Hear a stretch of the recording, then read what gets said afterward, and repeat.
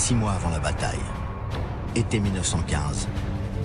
L'Empire allemand, l'Empire austro-hongrois et l'Empire ottoman affrontent l'Empire russe, le Royaume-Uni, l'Italie, la Serbie et surtout la France, où le front s'est enlisé sur 700 km de tranchées, de la Belgique envahie à l'Alsace. Les Allemands occupent 10 départements français. Le général Erich von Falkenhayn, 54 ans, il parle français, admire la culture française, mais considère la France comme une puissance militaire de second ordre. Falkenhayn sait, par ses espions, que les Anglais préparent avec les Français une grande offensive sur la Somme.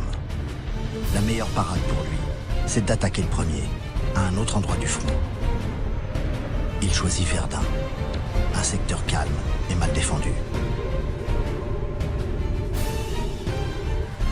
2,5 millions d'obus sont cachés à 2 km des premières lignes françaises. C'est l'équivalent de 6 jours ininterrompus de bombardement d'artillerie. 140 000 soldats sont rassemblés par petits groupes pour plus de discrétion. Ils ont le nouveau casque d'acier, le fameux Stahlhelm, qui deviendra le symbole du soldat allemand conquérant. L'armée qui va attaquer Verdun sera commandée par le fils de l'empereur Guillaume II, le prince héritier, le Grand Prince Guillaume de Prusse. Et ils disposeront, pour anéantir les survivants des obus, d'une nouvelle arme terrifiante, le lance-flamme.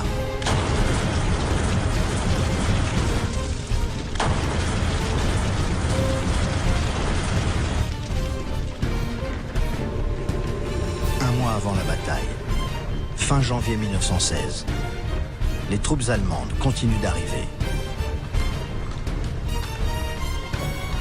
L'atmosphère est de plus en plus tendue.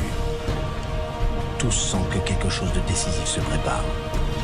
Et chacun espère qu'après, la guerre s'arrêtera. Au nord de Verdun, à une dizaine de kilomètres devant le fort de Douaumont, le bois des Corps est sur la première ligne française.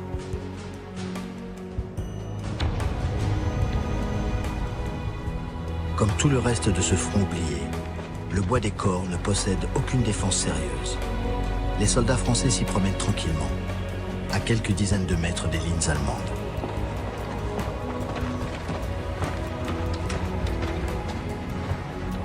En février 1916, il commande 2200 chasseurs. Il vit au milieu d'eux. Et tous l'appellent le Père Drian. Il a adopté un orphelin de guerre, Germain Baron. Jour de l'attaque, 7h15, 21 février 1916. Le soleil est revenu. La grande offensive allemande, qui doit changer le cours de la guerre, se déchaîne.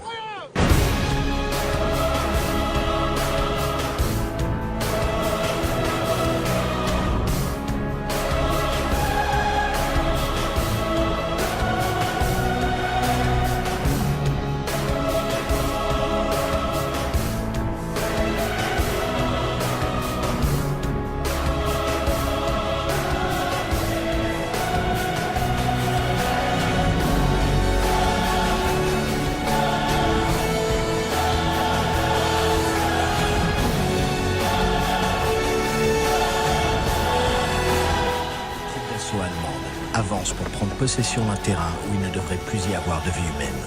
Mais contre toute attente, des soldats français ont survécu. Les survivants se relèvent courageusement et opposent une résistance éperdue. Les Français sont débusqués au lance-flammes.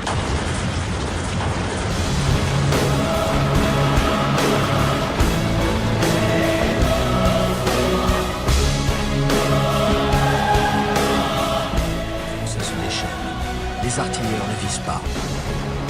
Ils arrosent d'obus les troupes du Grand Prince.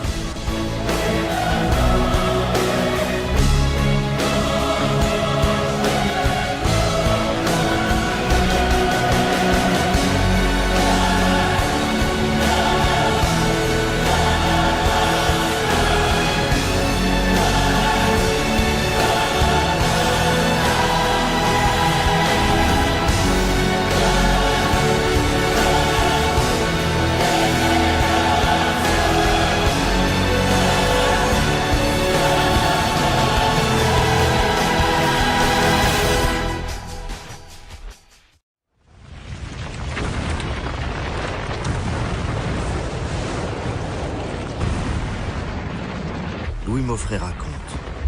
Vers 11 heures, le bombardement prend une cadence extraordinaire. On n'arrive pas à compter les coups. Au moins 20 par minute. Ça martèle la tête et tout notre système nerveux. Nous avons les nerfs cassés, comme des pantins. Nous tournons tous de l'œil. Je vois mes gars peu à peu perdre connaissance. Cela fait 6 heures consécutives que nous sommes soumis au choc, au gaz et aux vibrations continues. Il y a quoi devenir fou.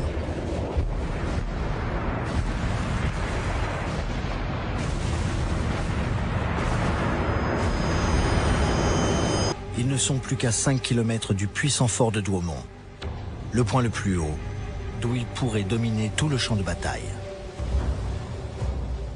Le fort de Douaumont est un monstre. C'est un hexagone de 400 mètres de large, d'une superficie de 3 hectares, entouré de murs épais de 6 mètres. Le commandant en chef, le général Joffre, ordonne de tenir. L'empereur Guillaume II fait publier un communiqué à la presse qui proclame « Le premier fort de Verdun est pris ». Il fait la une de tous les journaux du monde. Le Sunday Pictorial, le plus grand journal anglais de l'époque, 2 millions d'exemplaires, titre « Les Allemands vont-ils percer à Verdun ?»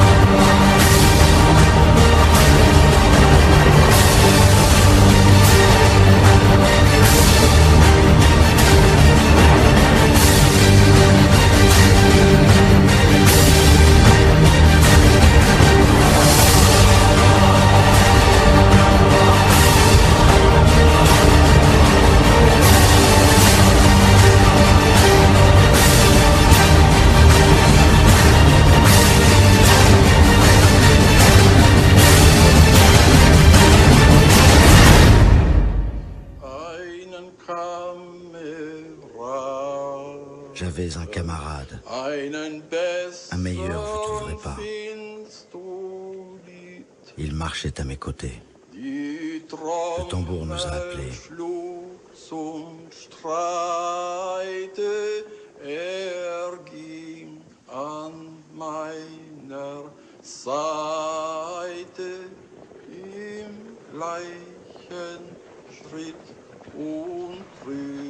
Le paysage lunaire du champ de bataille de Verdun, sur à peine 20 km, filmé en 1916, a été pendant 300 jours et 300 nuits le théâtre des pires affrontements entre Français et Allemands de toute la Première Guerre mondiale. 60 millions d'obus ont été tirés. En certains endroits, le sol a subi une érosion de 7 mètres. 9 villages ont été rasés. Ils seront déclarés morts pour la France. L'un d'entre eux, Fleury dans la Meuse, est toujours inscrit à l'annuaire des communes avec la mention 0 habitant. 2 500 000 hommes se sont battus à Verdun. 714 000 sont morts ou ont été blessés, souvent handicapés à vie. 379 000 Français, 335 000 Allemands. Verdun reste, 100 ans plus tard, une page ineffaçable dans l'histoire de l'héroïsme et de la souffrance humaine.